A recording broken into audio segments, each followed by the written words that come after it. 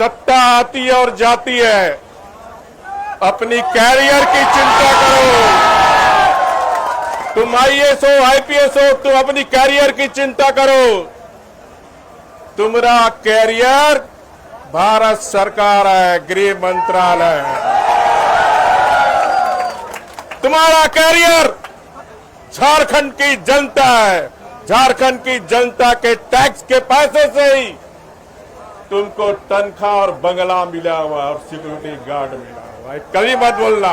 हमारे बच्चों का डिमांड है, अगर एक सप्ताह के अंदर पूरे मामले का सीबीआई जांच का आदेश नहीं दिया तो मैं भगवान बिरसा मुंडा मैं भी अनशन में बैठूंगा।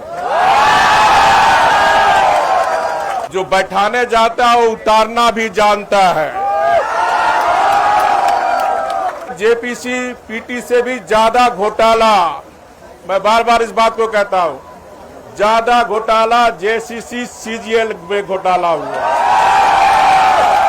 कि जो हमारे 19 बच्चे परिवार को है उनको 1-1 करोड़ रुपया मुआवजा दिया जाए, क्योंकि मैं छात्र की राजनीति में राजनीति नहीं करना चाहता हूं और इसीलिए मैं स्पॉट पर आ भी नहीं रहा था। और शासन के अधिकारी और पदाधिकारी को चेतावनी देना चाहता हूं, सत्ता आती है और जाती है, अपनी कैरियर की चिंता करो। तुम आईएएस हो, आईपीएस हो, तुम अपनी कैरियर की चिंता करो।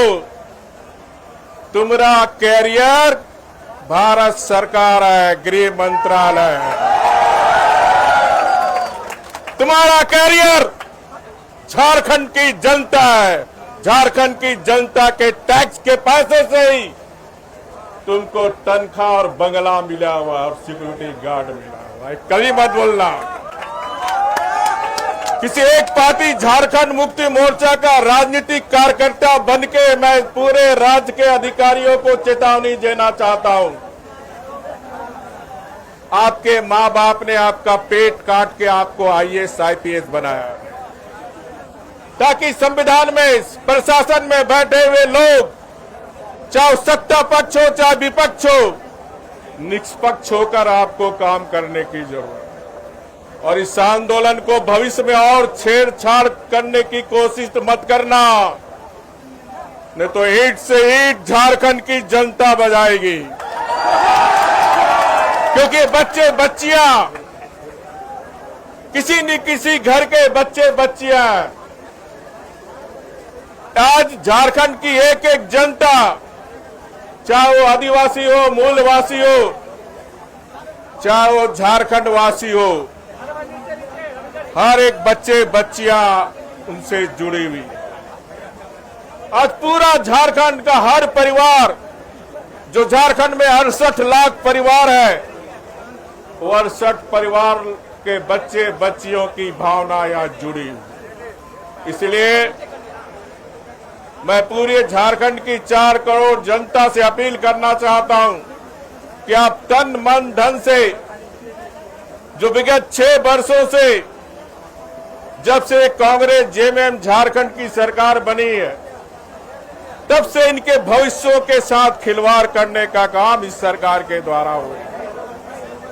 मैं भी, क्योंकि मैं छात्र की राजनीति में राजनीति नहीं करना चाहता हूं और इसीलिए मैं स्पॉट पर आ भी नहीं रहा था, क्योंकि छात्र की राजनीति छात्र को करनी देनी चाहिए।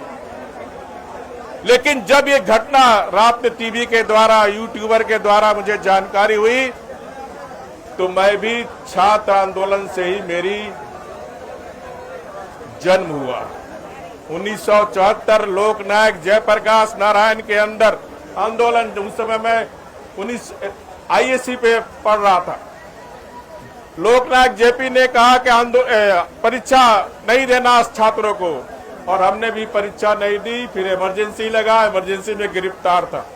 तो मेरी राजनीतिक जन्म छात्र आंदोलन से ही है और इसलिए छात्र का आंदोलन का दर्द, पीड़ा मैं समझता हूं और इसीलिए मैं आज छात्रों के आंदोलन को समर्थन देने के लिए आपके बीच आया। पॉलिटिकल बात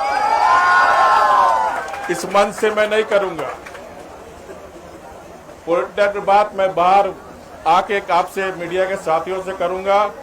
लेकिन मैं यहां सिर्फ इतना ही कहना चाहता हूं, छात्र का आंदोलन को पूरा झारखंड की 4 करोड़ जनता का समर्थन है। सत्ता में बैठे हुए लोग अहंकार में मत जीना, जो बैठाने जाता है वो उतारना भी जानता है।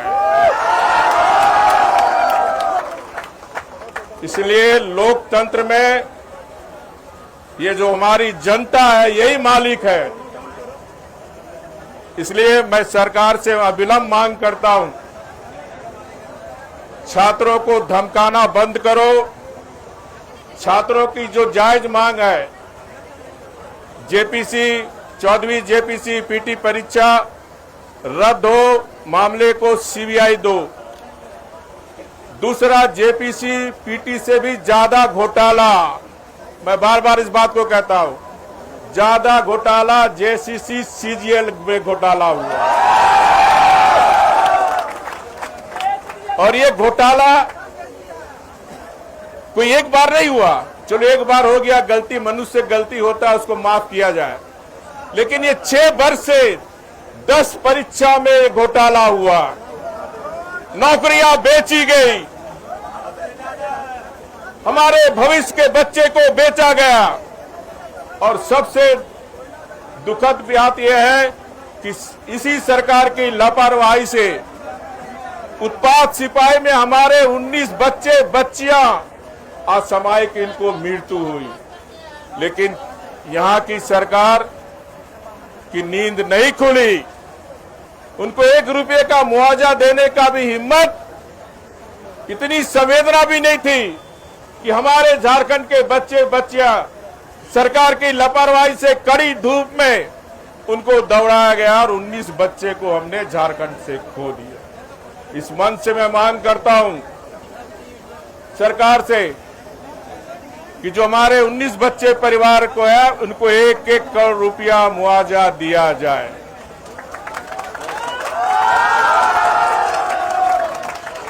साथ ही साथ एक सप्ताह